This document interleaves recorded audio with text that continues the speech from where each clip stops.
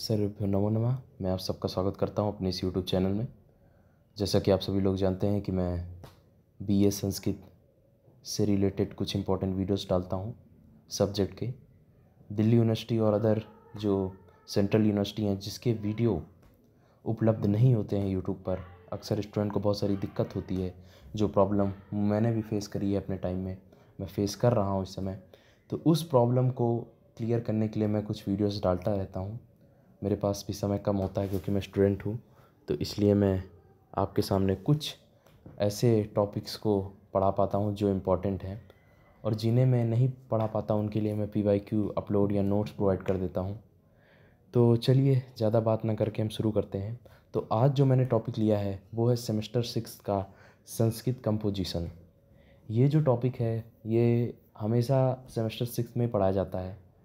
ये जो कोर्स है सेमेस्टर 6 में हमेशा संस्कृत, अगर आप बीए ऑनर्स कर रहे हैं तब तो ये बहुत इंपॉर्टेंट है, और अगर आप बीए प्रोग्राम कर रहे हैं तो शायद उसमें भी कंपोजिशन वाली ग्रामर है, पर उसका लेवल और इसके लेवल में काफ़ी डिफरेंस है, लेकिन कुछ टॉपिक्स दोनों में काम आएंगे। तो आज मैं इससे रिलेटेड आपको पहले ये बताऊंगा कि इस कोर्स को आप किस तरह से पढ़ सकते हो, किस तरह से कवर कर सकते हो, क्योंकि इसमें मैं आपकी बहुत ज़्यादा हेल्प नहीं कर सकता, क्योंकि ये कोर्स ऐसा है जिसमें आपको संस्कृत लिखना बोलना आना चाहिए बहुत हद तक। लेकिन हाँ, इसके कुछ वो टॉपिक जो यूट्यूब पे अवेलेबल नहीं है और बहुत प्रॉब्लम्स होती है, मैं वो आपके सामने रखना चाहूँगा। तो सबसे पहले हम सिलेबस देखेंगे। सिलेबस में अगर हम देखें तो हमारी टोटल जो है वो 4 यूनिट है। आज मैं वीडियो डाल रहा हूँ एग्ज़ाम टाइम, कई लोग का सवाल रहता है आप एग्ज़ाम टाइम पे वीडियो डालते हैं, क्योंकि भाई मेरे पास भी समय नहीं रहता, इसलिए मैं एग्ज़ाम टाइम डालता हूँ।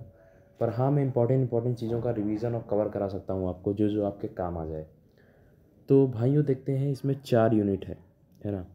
4 यूनिट हमें कवर करनी है। अब इस 4 यूनिट में कुछ यूनिट ऐसे हैं जो आपके ऊपर डिपेंड करती हैं।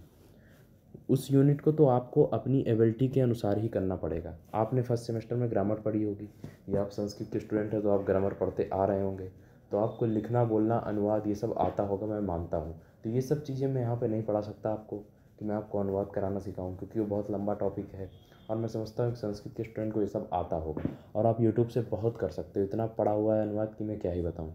लेकिन वो टॉपिक जैसे कि आपका जो पहला टॉपिक है, इसमें है विभक्ति प्रकरण, जो कि लघु सिद्धांत कौमुदी के अनुसार लगा हुआ है। ये मैं आपको पढ़ाऊँगा। कारक प्रकरण जिसे हम बोलते हैं लघु सिद्धांत कौमुदी के अनुसार, जो कि मैंने यहाँ बना रखा है, आप लोग देख सकते हो। ये मैं आपको पढ़ाऊँगा, पूरा आपको कवर करूँगा, नोट्स भी दूंगा। मैसेज करोगे आपको नोट्स मिल जाएगा, नीचे नंबर रहता है, आप लोग जानते हो। तो ये मैं आपको कवर कराऊँगा, जो कि यूट्यूब पर अवेलेबल नहीं है, और जो कि काफ़ी अच्छे मार्क्स गेन करता है, काफ़ी ज़्यादा आपको मार्क्स देगा ये विभक्ति प्रकरण। कम से कम 10 से 15 मार्क्स का इसका क्वेश्चन आता ही आता है। कैसे लिखना है वो भी बताऊँगा। उसके बाद अगले कुछ प्रत्यय हैं वो मैं आपको पढ़ा दूँगा। कृत प्रत्यय, जिसमें बहुत सारे नीचे आप देख सकते हो दिया हुआ है, तव्यत, अनियर, यति। इसमें जो जो इंपॉर्टेंट प्रत्यय हैं मैं आपको बता दूंगा, PYQ भी दिखा दूंगा कैसे आने वाले हैं। तो मैं आपको पहली यूनिट बहुत अच्छे तरीके से कवर करूंगा। बाकी जो इसमें कुछ टॉपिक हैं, जैसे कि आप लोग जानते हो, आपको बहुत सारे शब्द रूप जो हैं वो याद करने चाहिए, धातु रूप याद करने चाहिए, और साथ ही आपको अनुवाद करना चाहिए। अब अनुवाद कैसे करें, अनुवाद का यूट्यूब पे बहुत सारा कंटेंट है, बहुत अच्छे अच्छे टीचरों ने पढ़ा रखा है, आप उससे देखो, अच्छे से कवर करो। दूसरा जो मैं आपको कुछ इम्पॉर्टेंट जो होते हैं, कन्वर्सेशन तो मैं आपको नहीं करा सकता, क्योंकि ये तो संस्कृत संभाषण का विषय है और आप लोगों ने किया होगा। लेकिन हाँ, मैं आपको PYQ में से कुछ एक दो सोल्यूशन सॉल्व करा दूंगा। जैसे उसमें कुछ क्वेश्चन आते हैं पैसेज के, जिसको हिंदी से संस्कृत में कन्वर्ट करना रहता है और संस्कृत से हिंदी में कन्वर्ट करना रहता है। तो मैं ट्राई करूँगा वो आपको थोड़ा एक दो एग्जांपल दे दूँगा। बाकी भाई जो ऐसे है ये आप ही को करना है, ये आपके ऊपर डिपेंड करता है। ऐसे इसमें जितना आपको संस्कृत आती होगी आप उतना लिख सकते हो।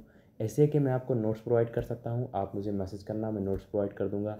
और ऐसे में मैं आपको बता दूँ, दो ही सबसे इंपॉर्टेंट ऐसे हैं जो हर बार आते हैं।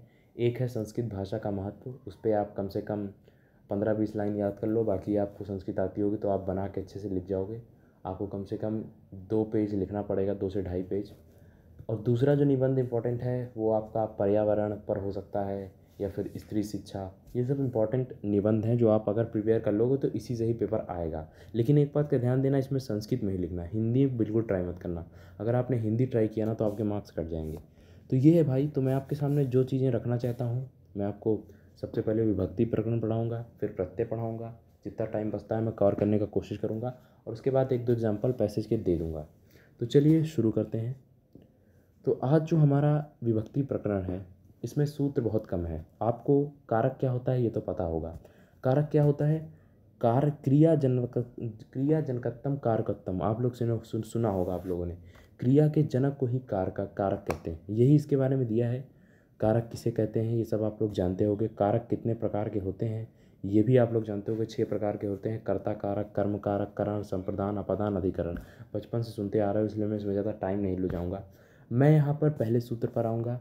जो हमारा पहला सूत्र है वो है प्रथमा विभक्ति का पहला सूत्र।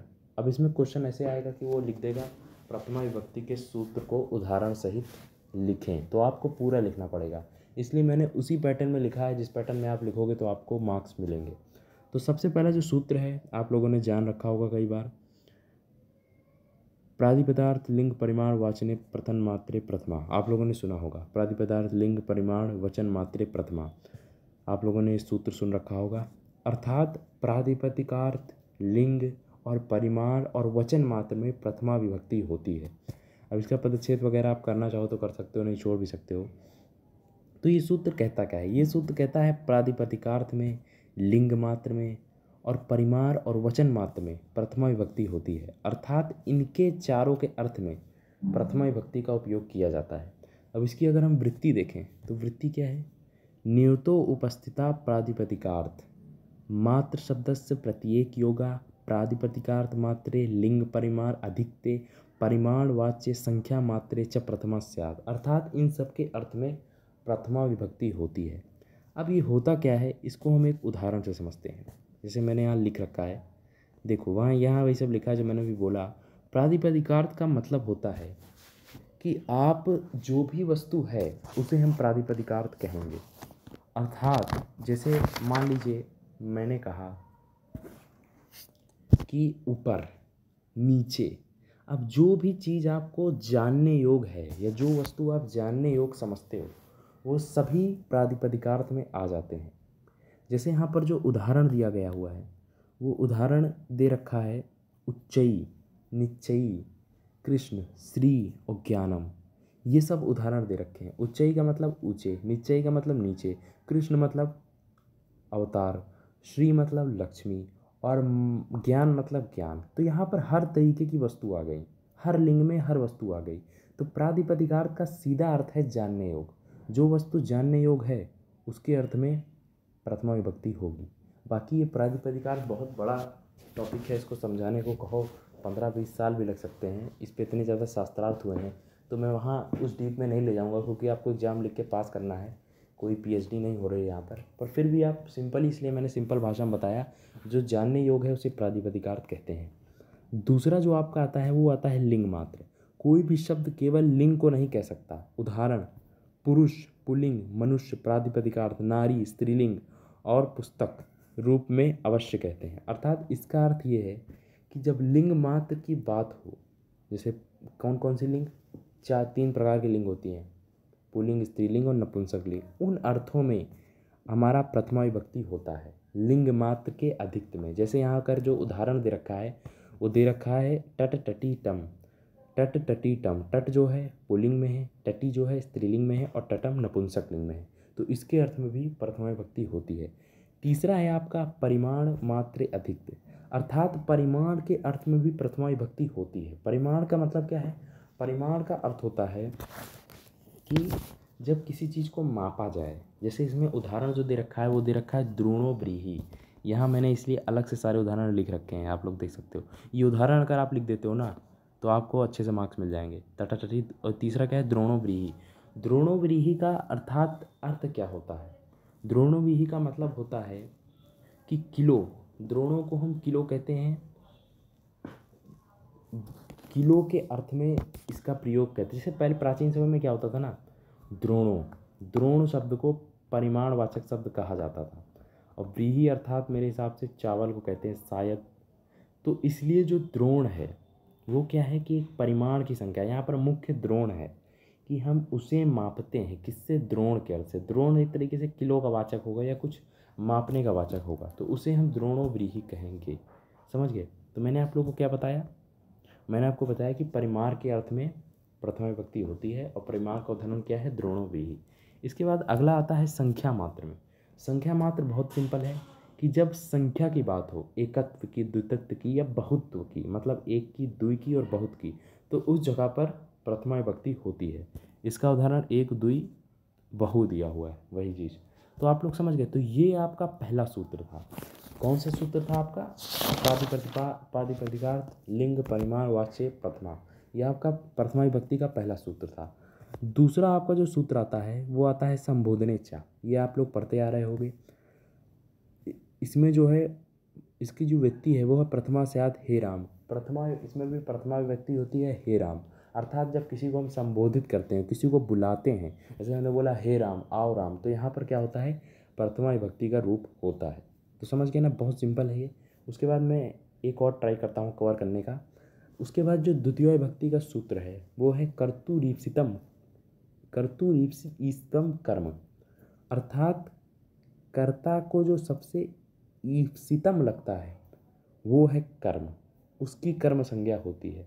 कर्तुरीप्सिति तमम कर्मः। समझे, इस सूत्र का अर्थ ये है। अर्थात कर्तु क्रिया या आप्तु इष्टतमम, अर्थात कर्ता की क्रिया को जो सबसे इष्टतम लगता है, सबसे अधिक प्रिय लगता है, उसकी कर्म संज्ञा होती है। अर्थात जैसे है राम खाना खाता है, तो राम को यहाँ पर सबसे कर क्या रहा है, राम को क्या करना अच्छा लग रहा है, खाना।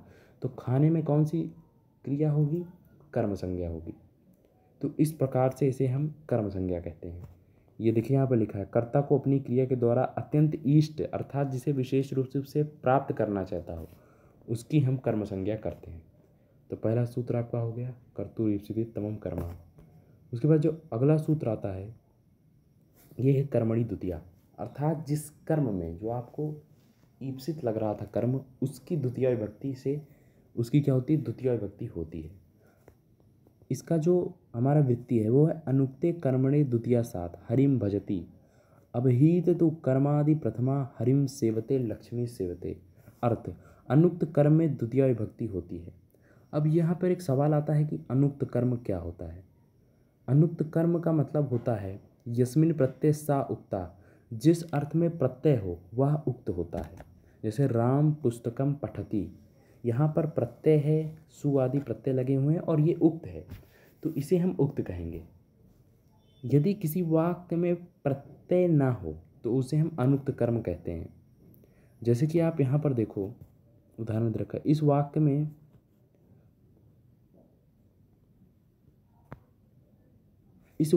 कर्ता उक्त है, कर्ता उक्त है। कर्ता कौन है, राम, और वो क्या है, उक्त है। ठीक है, कर्ता है उक्त। लेकिन यहाँ पर अनुक्त क्या है, जिसका क्रिया नहीं हो रही है, वो कौन सा है यहाँ पर, वो है हमारा पुस्तक।